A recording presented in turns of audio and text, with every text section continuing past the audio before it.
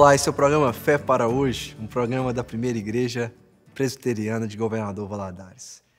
É muito bom ter você conosco e nos acompanhar nessa série sobre a cruz do Rei. Não há dúvida sobre o que Jesus veio fazer neste mundo. Jesus, após a confissão de Pedro, começa uma série de predições no capítulo 8, 9 e 10 do Evangelho de Marcos. Em todas essas predições, o mesmo padrão. Ele deve ser entregue, sofrer, morrer e depois de 3 dias ressuscitar. Na terceira predição, que acontece no capítulo 10, os discípulos estão admirados com o avanço firme de Jesus para Jerusalém. Jerusalém é um lugar perigoso para Jesus, é um lugar de oposição, de perseguição. E os discípulos vão atrás dele observando a maneira como ele caminha e eles são tomados por medo, enquanto Jesus vai firme, rumo a esse lugar de perigo, mas é o lugar aonde ele irá nos resgatar dos nossos pecados. É então nessa terceira predição que Jesus dá mais detalhes a respeito de sua morte e ressurreição, aonde isso vai acontecer, e é claro, agora o envolvimento dos gentios em sua condenação. Jesus continua dizendo sobre o que significa ele ser o Cristo, enquanto ele também continua ensinando sobre o que significa segui-lo e tomar a sua cruz, ensinando aos seus discípulos. Eles estavam subindo para Jerusalém e Jesus ia à frente. Os discípulos estavam admirados, enquanto os que o seguiam estavam com medo. Novamente ele chamou à parte os 12 e lhes disse o que haveria de lhe acontecer. Estamos subindo para Jerusalém e o Filho do Homem será entregue aos chefes dos sacerdotes e aos mestres da lei. Eles o condenarão à morte e o entregarão aos gentios, que zombarão dele, cuspirão nele, o açoitarão e o matarão. 3 dias depois ele ressuscitará, pois nem mesmo o Filho do Homem veio para ser servido, mas para servir e dar a sua vida em resgate por muitos. Jesus caminha firme e corajosamente para Jerusalém, subindo como uma oferta pelos nossos pecados. Como ele servirá aos propósitos de Deus? Com a sua própria vida, servindo ele mesmo de oferta em nosso lugar. Esse é um amor sacrificial, um amor que nos substitui. Ao invés de nós pagarmos pela nossa dívida, o sacrifício paga por ela em nosso lugar. E Jesus sobe como sendo o Cordeiro de Deus para o nosso sacrifício em uma cruz. O resgatador faria um enorme sacrifício em pagamento, algo que estivesse à altura do valor ou que pagasse a dívida do escravo ou do prisioneiro, a fim de obter sua liberdade. O pagamento foi a morte de Cristo na cruz. O que seria impossível para mim e para você, que é pagar a dívida, Jesus fez em nosso lugar. Ele subiu para Jerusalém como uma oferta pelos nossos pecados, para salvar pessoas como eu e você, que não somos capazes de salvar a nós mesmos, mas Deus o fez através do seu Filho na cruz. Jesus é esse Cordeiro que caminha firmemente e corajosamente para a cruz, para salvar pessoas como eu e você, e ser Ele uma oferta em nosso lugar.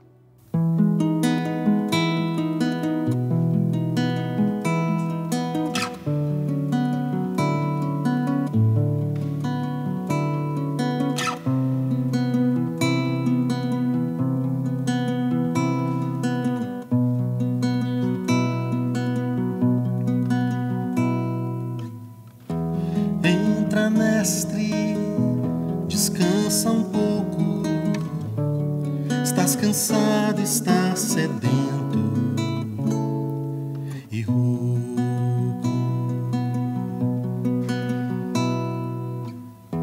Dorme, mestre, a casa é tua. Já fechei porta e janela pra rua.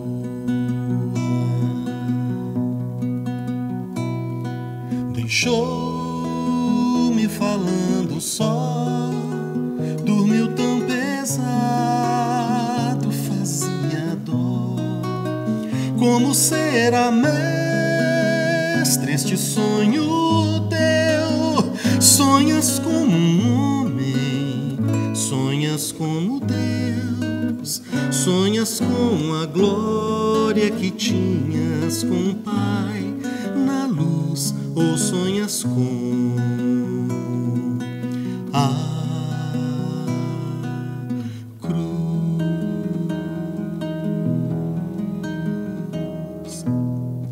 Perdoa, mestre, mas já é hora. Uma multidão te espera lá fora.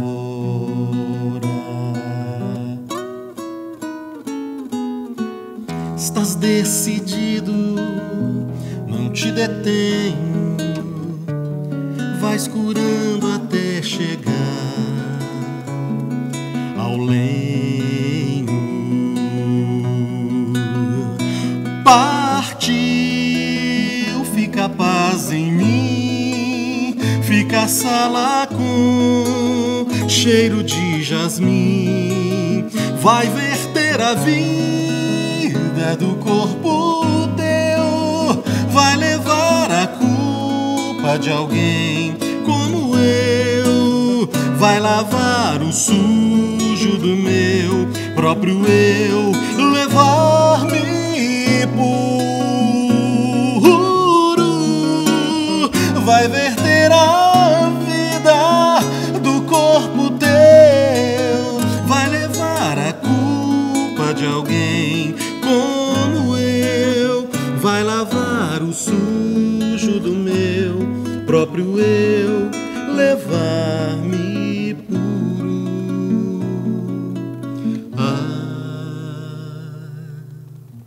Deus,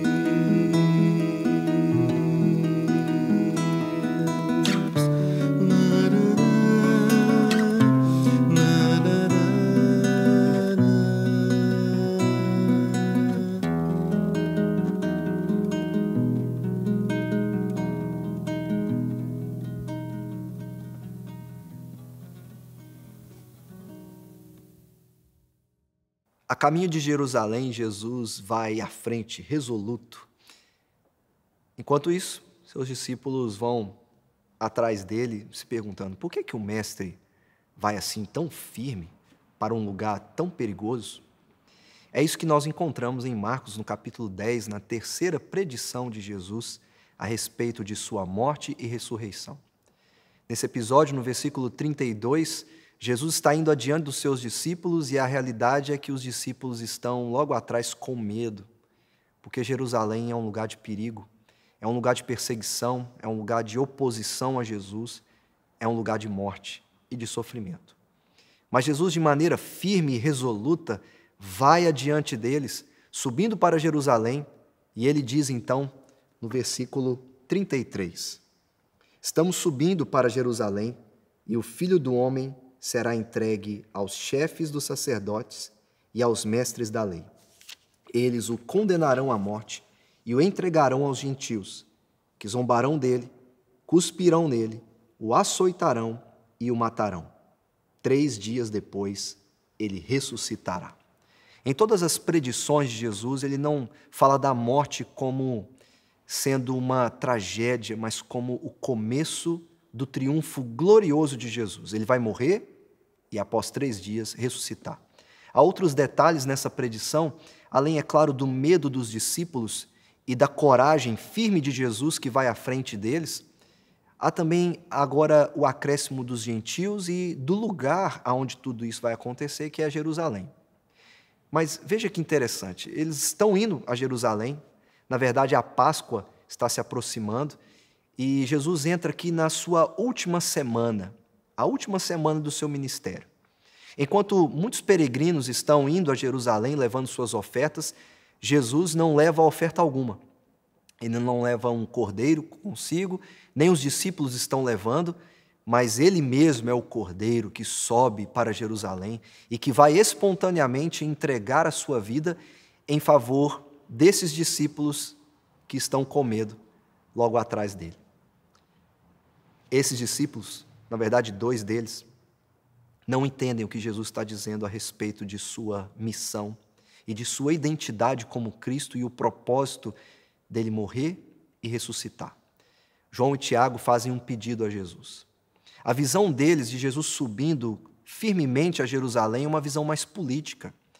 Eles deviam pensar assim: bom, Jesus está indo para finalmente assumir o trono de Davi e expulsar os romanos de Jerusalém, para que o reino de Deus então seja estabelecido. E o pedido deles: Senhor, quando o Senhor estiver lá na sua glória, coloque um à tua direita e outro à tua esquerda. E Jesus aponta para eles que eles não faziam ideia do que eles estavam pedindo, porque este lugar Deus já o reservou. E eles não podem, de forma alguma, ocupar estes lugares. Jesus aponta para eles que eles estão entendendo tudo errado. Os outros 10 ficam bravos com João e Tiago, mas, como eu ouvi certa vez, eles ficam bravos porque eles não pediram primeiro. Só há 2 lugares, eles também queriam lugares de honra, de status, de poder.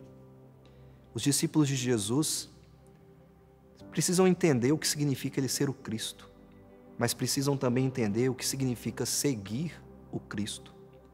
Não é uma questão de poder, status e glória, mas é uma questão de tomar a cruz de Jesus, abrir mão de si mesmo e segui-lo por um caminho de sofrimento e de morte. Se Jesus vai sofrer e morrer, é a cruz que aguarda os discípulos num caminho de discipulado. Não é o status, não é o poder, não é a glória. Porque Jesus vai ensiná-los que entre os governantes da terra existe toda essa hierarquia. E Jesus ensina a João e Tiago e aos demais: entre vocês não é assim. Se alguém quiser ser realmente grande, se alguém quiser realmente ter um status glorioso, que seja servo de todos. E aí no versículo 45 de Marcos, no capítulo 10, Jesus diz para eles: porque nem mesmo o Filho do Homem veio para ser servido, mas para servir e dar a sua vida em resgate por muitos. O Filho, o Cordeiro de Deus, sobe firmemente para Jerusalém, para ser uma oferta pelos nossos pecados. Para que, da mesma forma como Deus resgatou o seu povo da escravidão no Egito, Deus agora, através do seu Cordeiro final, resgate a mim e a você e a esses discípulos pecadores com um olhar político, apenas de status e de poder neste mundo, também sejam resgatados dos seus pecados, porque eles precisam do Cordeiro que sobe firmemente e corajosamente para Jerusalém, para morrer em lugar deles. Logo em seguida, Jesus então cura um cego, que vai servir para os discípulos e para nós de modelo de verdadeiro discipulado. Antes você tem João e Tiago pedindo glória e status de poder. Mas nós temos esse cego. E ele sem conseguir enxergar, na verdade ele vê muito mais do que os discípulos. Ele diz: Jesus, filho de Davi, tem misericórdia de mim. Jesus, filho de Davi, tem compaixão de mim. O cego vê muito mais que os discípulos. E o que Jesus vai ensinar para eles, curando aquele homem, é mostrar a eles e a nós de que o nosso maior pedido ao Cordeiro de Deus não é de status e poder, mas que nós deveríamos pedir a Ele compaixão e misericórdia.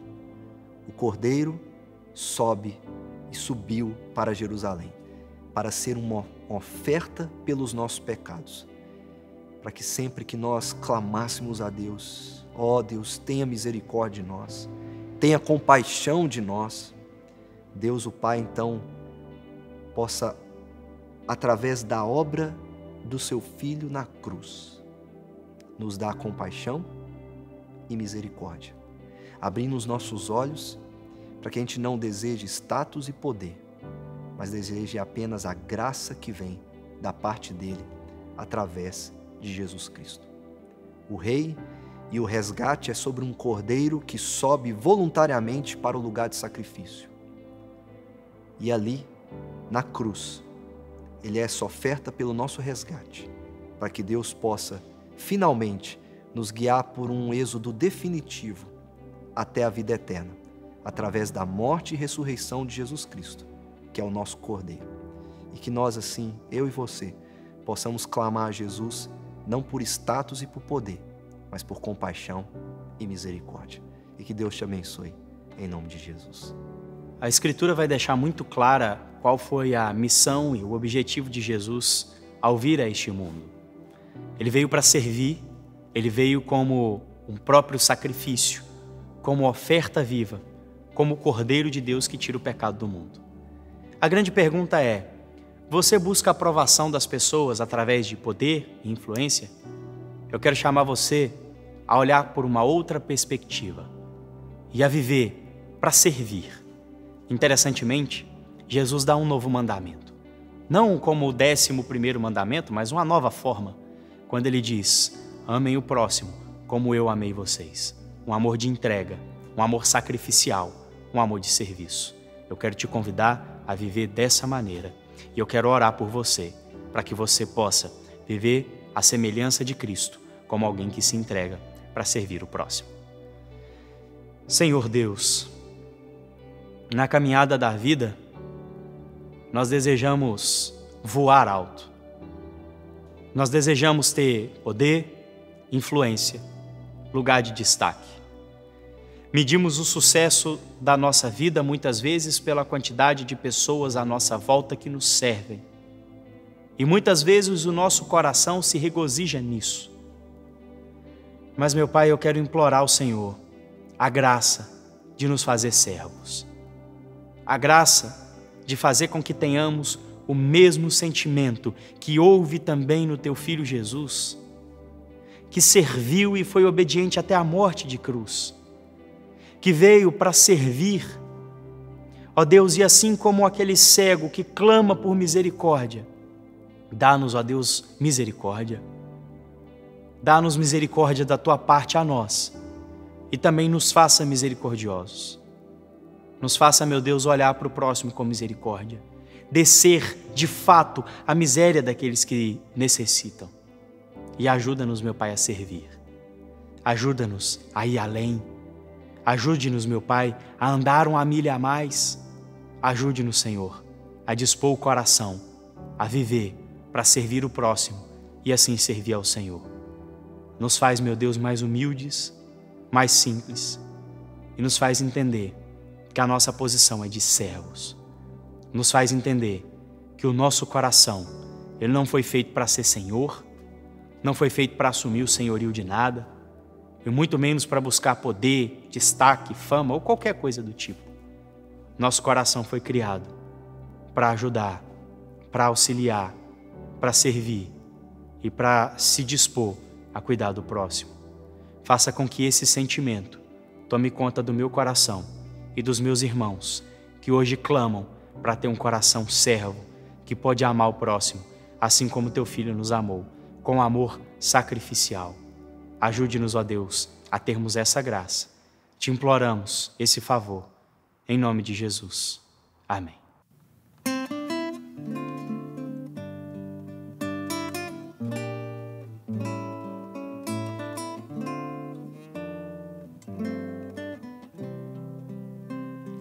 Que segurança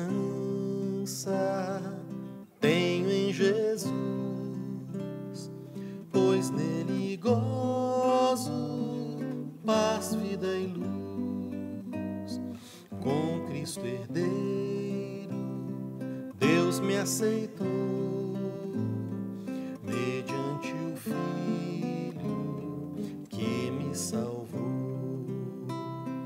Conto esta história cantando assim: Cristo na cruz foi morto por mim. Conto esta história cantando assim: Cristo na cruz foi morto por mim. Inteiramente me submeti, plena alegria nele senti. Anjos descendo, trazem dos céus provas da graça que vem de Deus. esta história cantando assim: Cristo na cruz foi morto por mim.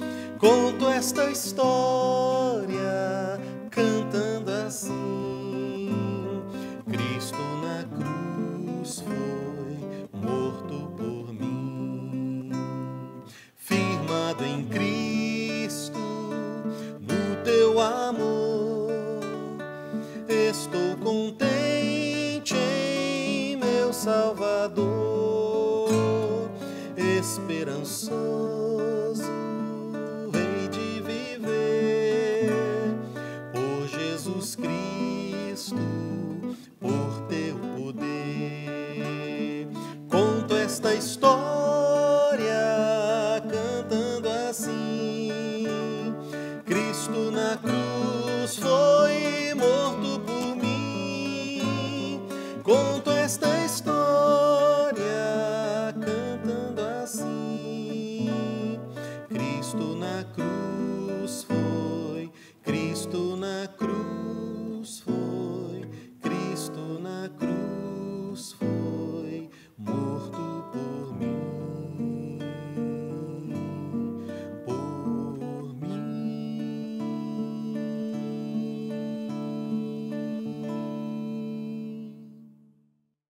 Você deseja entrar em contato conosco, enviar o seu pedido de oração? Basta você enviar uma mensagem para o número que está aparecendo na sua tela. Você também pode nos fazer uma visita e, é claro, acompanhar as atividades da nossa igreja pelas nossas redes sociais.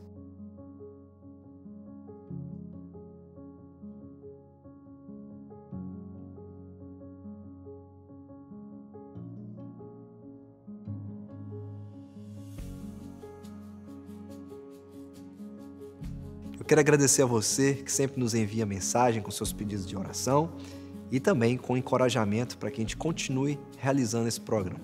Se você perdeu alguma parte, você pode nos assistir todos os sábados, às 12h30 e às 21 horas. E também pelo nosso canal no YouTube da Primeira IPGV. Agora, todos os dias, às 8 horas da manhã, pela IPP-TV. Que Deus abençoe a sua vida e que você se apegue à cruz do Rei Jesus Cristo.